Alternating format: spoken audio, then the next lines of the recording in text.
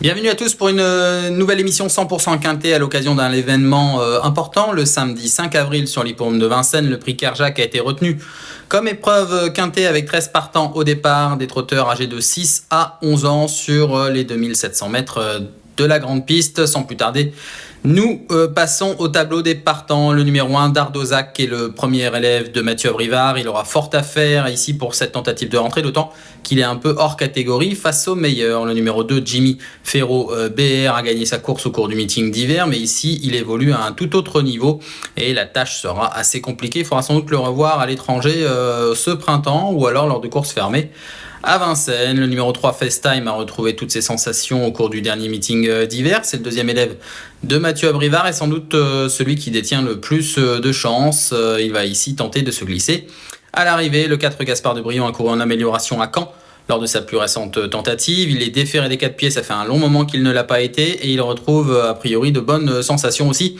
Il convient de s'en méfier à l'issue d'une course rythmée et très soutenue. Le numéro 5, Inexcess Bleu, et reste sur 6 victoires consécutives. C'est un peu le cheval à battre, mais là il va passer tout de même un sérieux test face aux meilleurs, en tout cas quelques-uns des meilleurs. Il n'y a pas Gohan Boy au départ, pas Idaho de Thiard, mais ici Inexcess Bleu va se frotter tout de même à supérieur par rapport au prix du Bois de Vincennes. Néanmoins, il est incontournable. Le 6, Gaspard d'Angis, fait toutes ses courses. Il mériterait de renouer avec le succès. Sa dernière victoire remonte au prix des Cévennes au mois d'octobre, fin octobre, et depuis, il s'est contenté de belles deuxième places au cours du meeting d'hiver et encore le 22 mars. Ici, il représente une priorité absolue. Le 7, Jumba de Guèze, est invaincu cette année, prix de Cornulier.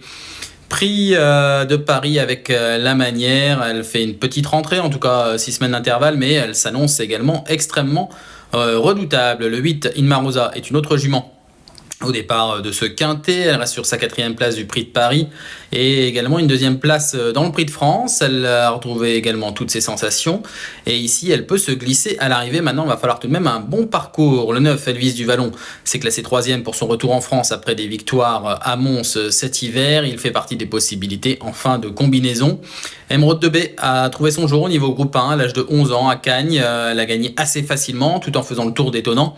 Et ici, revenir à Vincennes devrait lui permettre de se glisser à nouveau à l'arrivée. Pour la victoire, il va falloir tout de même jouer serré, notamment en raison de la présence du numéro 11, Hussard du Landré, à l'arrivée du prix d'Amérique cette année, mais également 2e de Jumba de Guèze dans le prix de Paris. Hussard du Landré ici fait de cette course non un objectif, mais en tout cas un bon tremplin avant d'aller sur le prix de l'Atlantique et en espérant une invitation à l'élite Lopette. Le numéro 12, Hookerberry, s'est montré franchement décevant depuis le début de l'année. Prix d'Amérique, prix de France, nettement en deçà de ses capacités. Il a repris la saison de monte depuis quelques semaines. C'est un peu l'X de l'épreuve. S'il fournit sa meilleure valeur, il peut faire l'arrivée, mais ici nous ne l'avons pas retenu, tandis que le numéro 13, Étonnant, est âgé de 11 ans. Il a effectué une superbe course de rentrée à Cagnes en étant déféré des 4 priés et en prenant une belle 2e place derrière Emeraude de B. Confirmation attendue ici pour l'élève de Richard Westerink, qui ne sera pas présent samedi à Vincennes, mais qui a délégué son cheval à la dernière minute mercredi matin. Sans plus tarder, nous passons à notre choix de 5 chevaux.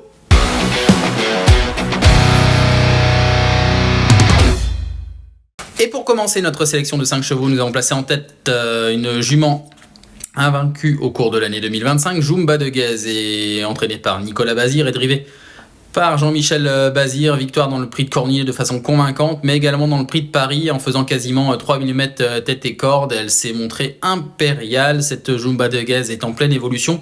C'est la meilleure au départ de ce quintet, ce prix Kerjak qui est sans doute un objectif d'ailleurs en soi, même si ensuite elle va courir le prix de l'Atlantique. Jumba de Guèze est présentée déférée des 4 pieds et vu ce qu'elle a montré lors de ses premières tentatives en 2025, elle s'annonce tout de même très très dure à battre. On va la revoir en image à l'occasion de sa dernière sortie victorieuse, le prix de Paris. C'était le 23 février dernier et après s'être rapproché en tête après 1000 mètres, Jumba de Guèze va se montrer donc impériale dans la phase finale tout en penchant un petit peu En dehors, elle a plusieurs longueurs d'avance et elle va contenir très nettement, d'ailleurs non pas très sûrement mais très nettement, Hussard du Landré qui s'était bien relancé à la 2e place, tandis que Inma Rosa se faisait un petit peu souffler à la 3e place sur le fil, mais prenait une bonne 4e place jusqu'au bout. Jumba de Gaz ici est incontournable pour vous les parieurs avec l'aide de Jean-Michel Bazir.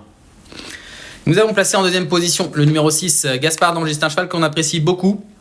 Un cheval qui aime dominer les épreuves auxquelles il participe, il n'est jamais meilleur que quand il peut aller de l'avant.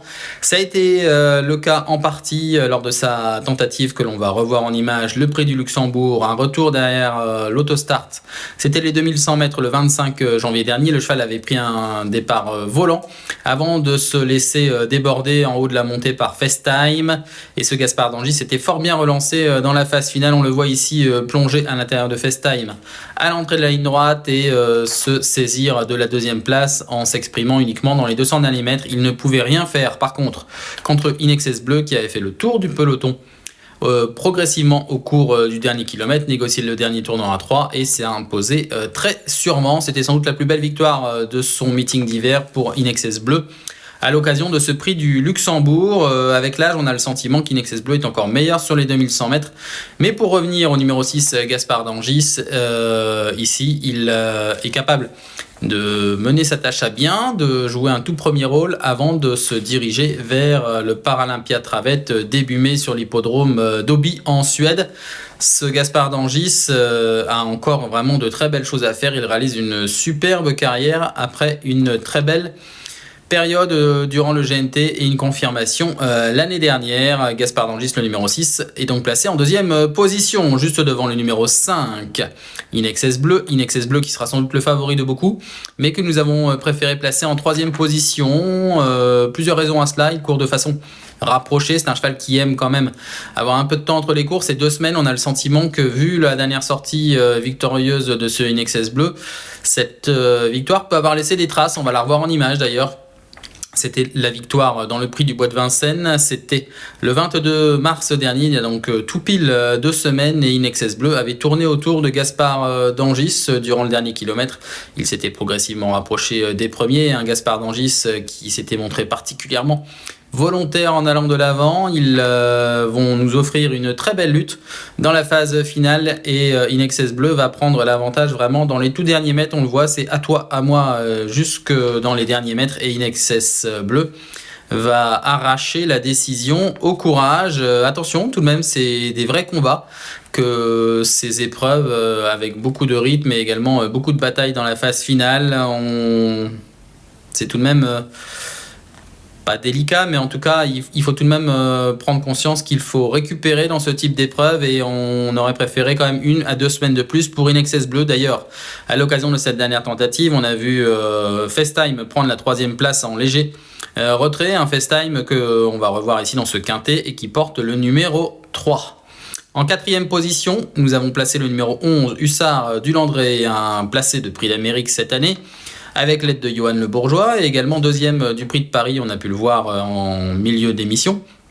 Ce Hussard de Landré sera drivé cette fois-ci par son entraîneur qui nous a expliqué qu'il allait reprendre les rênes tout au long du printemps, que ce soit dans ce prix Kerjak dans lequel il a déféré les 4 pieds son élève alors qu'il pensait avant coup uniquement le plaquer, mais Benoît Robin nous a expliqué que vu l'opposition et la forme actuelle de son cheval qui était excellente, il tente le coup de le déférer des 4 pieds. Ensuite il ira sur le prix de l'Atlantique dans lequel Benoît Robin lui sera à nouveau associé et en point de mire en tout cas une possible invitation à Elite Lopette. En tout cas, c'est un peu l'objectif du printemps, pour ce Hussard du Landré qui ici détient une très bonne chance tout en courant comme Jumba de Guez à 6 semaines d'intervalle. Enfin, pour compléter notre sélection de 5 chevaux, nous avons placé le numéro 10, Emeraude de B. La jument entraînée par Benjamin Goetz et drivée par Franck Nivard reste sur une victoire probante dans le grand critérium de vitesse de Cagnes-sur-Mer. On revoit cette course en image et une fois n'est pas coutume, c'est la pluie qui avait accompagné les différents compétiteurs à Cagnes. Et Emeraude de B s'était décalé au milieu de la ligne d'en face pour se porter en dehors d'Étonnant qui avait pris la tête au début de cette ligne d'en face. Emeraude de B fait donc l'extérieur assez facilement d'Étonnant et se rend maîtresse de la situation À l'entrée de la ligne droite, elle s'impose très nettement, d'autant plus facilement que Gohan Boy se montre fautif à mi-ligne droite, alors qu'il tentait de progresser en pleine piste. Emeraude de B méritait bien de trouver son jour au niveau groupe 1. C'est une jument très valeureuse qui va revenir à Vincennes ici avec des ambitions. Franck Nivard, que nous avons pu contacter ce jeudi matin, nous a expliqué qu'avant coup, pour jouer un tout premier rôle, ça sera compliqué d'après lui. Il y a 3 ogres au départ, les 3 que nous avons placés en tête. Dès lors, on est un peu raccord dans l'immédiat avec Franck Nivard. Mais attention, Emeraude de B est une jument généreuse qui donne toujours le meilleur d'elle-même et qui mérite un certain crédit à ce niveau.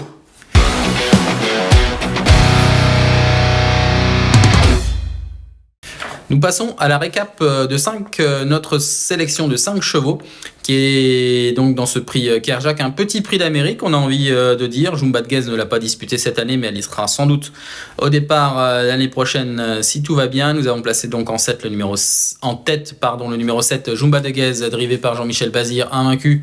Cette jument représente la classe au départ de cette épreuve, une 6 ans, face à ses aînés. Le numéro 6, Gaspard d'Angis, dont on attend beaucoup dans cette épreuve. Il mériterait vraiment de renouer avec le succès, mais il a encore pas mal d'adversaires coriaces devant lui. Le 5, Inexcess Bleu, que nous avons placé en 3e position, est une base absolue, devant le numéro 11, Hussard du Landré, avec Benoît Robin et Déféré des 4 pieds. Devant le numéro 10, Emeraude de B, la jument en pleine forme. Ça donne en chiffres le 7, le 6, le 5, le 11 et le 10. On va pas vous laisser partir sans évoquer le reste de la réunion. Une réunion très européenne avec beaucoup de concurrents étrangers au départ, et nous avons jeté notre dévolu. Dans la 4e épreuve du programme, c'est le 408 Express d'Arc, entraîné par Eric Bondo. Le cheval est vraiment doué. Il a accumulé 3 victoires lors de ses 4 dernières tentatives. Il a pu reprendre de la fraîcheur, n'a pas été revu depuis une tentative victorieuse le 7 février dernier. Mais attention, c'est un cheval vraiment en retard de gain. Il aurait préféré sans doute une distance un petit peu plus longue. Là, il est en dehors, au couloir numéro 8. Sur les 2100 mètres de la grande piste, mais ce cheval apparaît quand même tout de même avec une bonne marge de progression aussi. Nous lui faisons entièrement confiance, le 408 Express d'Arc. Il ne me reste plus qu'à vous souhaiter une bonne étude de la réunion de ce samedi 5 avril sur l'hippodrome de Vincennes, et bon jeu à tous.